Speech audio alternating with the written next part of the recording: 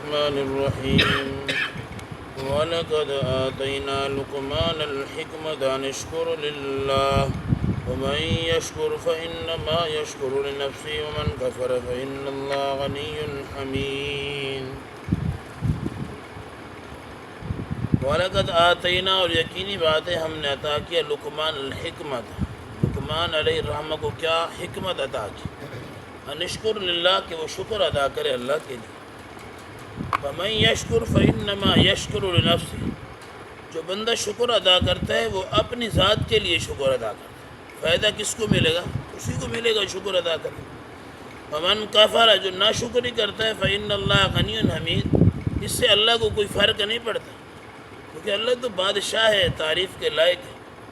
وَإِذْ قَالَ لُقْمَانُ لِابْنِهِ وَهُوَ يَعِظُهُ يَا بُنَيَّ لَا تُشْرِكْ بِاللَّهِ، جس وقت لقمان علیہ السلام نے لابنہ اپنے بیٹے سے کہا، وَهُوَ يَعِظُهُ نصیحت کرتے ہوئے، یا بنیہ اے میرے بیٹے، لا تشرک باللہ اللہ کی ذات کے ساتھ شرک نہیں کرنا، ان الشرک لظلم عظیم، بے شک جو ایک شرک ہے نا یہ ایک بہت بڑا ظلم ہے۔ وَوَصَّيْنَا الْإِنسَانَ بِوَالِدَيْهِ، دوسری وصیت اللہ فرماتے ہیں ہم نے پھر انسان کو وصیت کی بِوَالِدَيْهِ کہ وہ اپنے والدین کے ساتھ کیا کرے؟ اچھا سلوک کرے۔ حملت اٹھا رکھا اس کی ماں نے اسے وہنن علی وہنن، پریشانی کے اوپر پریشانی، پتہ نہیں کتنی پریشانی اور دکھوں کے ساتھ ماں نے اسے اٹھایا، وَفِصَالُهُ فِي عَامَيْنِ، اور 2 سال دودھ پلا کے پھر چھڑوایا، انشکر لی تاکہ وہ کیا کرے؟ میرا شکر ادا کرے، والدیک اور کس کا شکر ادا کرے؟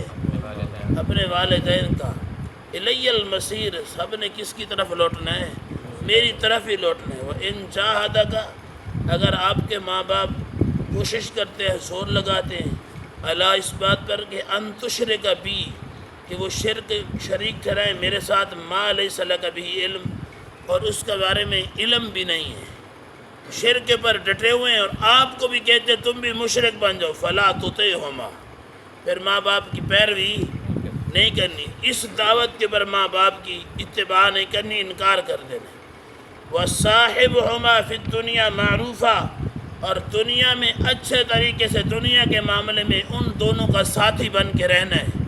وَاتَّبِعْ سَبِيلَ مَنْ أَنَابَ إِلَيَّ، پیروی کرو اس بندے کی جو رجوع کروائے میرے راستے کی طرف، ثُمَّ إِلَيَّ مَرْجِعُكُمْ، پھر میری طرف تمہارا لوٹنا ہے، فَأُنَبِّئُكُمْ، قریب ہے کہ میں خبر دوں گا تمہیں، بِمَا كُنْتُمْ تَعْمَلُونَ، بسبب اس کے جو تم دنیا میں رہ کے عمل کرتے رہے۔ یا بنیہ، اے میرے بیٹے، انہا ان تک مسکال حبت من خردل، اگر آپ کے پاس ایک نیکی کے بارے میں یا گناہ میں ایک رائی کے دانے کے برابر بھی ایک کچھ چھوٹی چیز ہے، فتکن فی صخرۃ، اور وہ ایک چٹیل میدان ایک چٹان کے اوپر ہے، او فی السماوات او فی الارض، یا آسمان میں یا زمین میں کسی جگہ پہ، یات بہ اللہ، اللہ اسے لے آئے گا۔ ایک رائی کے دانے کے برابر کوئی بھی چیز ہے اللہ سے چھپی ہوئی نہیں ہے، اللہ قیامت والے دن اسے بھی لے آئے۔ حضرت لقمان نے کہا تھا نا اپنے بیٹے کو، گناہ اس جگہ پہ کر جس جگہ اللہ کی زمین نہ ہو، گناہ اتنا کر جتنا تیری سزا تیرا جسم سہ سکے، یعنی یہ وصیت تھی۔ انسان اللہ کی دی ہوئی سزا کو سہ نہیں سکتا، اور دنیا میں کوئی ایسی جگہ ہے نہیں جو اللہ کی نہ ہو، اور گناہ اس جگہ پہ کر جس جگہ پہ اللہ تجھے دیکھ نہ رہا، کوئی ہے ایسی جگہ جو اللہ سے چھپی ہوئی ہو؟ تو فرمایا ایک رائی کے دانے کے برابر بھی اگر کوئی چیز ہے تو اللہ سے وہ بھی چھپی ہوئی نہیں ہے۔ ان اللہ لطیف خبیر، بے شک اللہ باریک بین خبر رکھنے والا ہے۔ یا بنیہ، اے بیٹے، اقم الصلاۃ، نماز قائم کر، وامر بالمعروف، نیکی کا حکم دے، ونہا عن المنکر، برائی سے روک، واصبر علی ما اصابک، جو تجھے مصیبت آ پہنچتی اس پہ کیا کر؟ صبر کر۔ ان ذلک من عزم الامور، یہی تو ہمت والے لوگوں کے معاملے ہوتے ہیں۔ ولا تصعر خدک، اپنے تکبر کے اندر اپنے رخسار نہ پھلا، اس سے بھی انسان آ کے کیا کرتا ہے؟ اپنے آپ کو بڑا پھول کے دکھاتا ہے، میں یہ ہوں، میں وہ ہوں، پھول جاتا. ولا تصعر خدک، غصے میں آ کے اپنے رخسار نہ پھلا.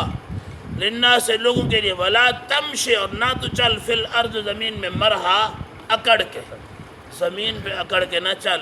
ان اللہ، بے شک اللہ جو لا یحب نہیں پسند کرتا کل مختال، ہر اکڑنے والے کو، فخور ہر فخر کرنے والے.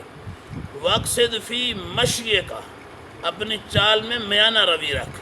وقصد فی مشی کا، اپنی چال میں میانہ روی رکھ. وغضض من صوت کا، اپنی آواز کو نیچا رکھ.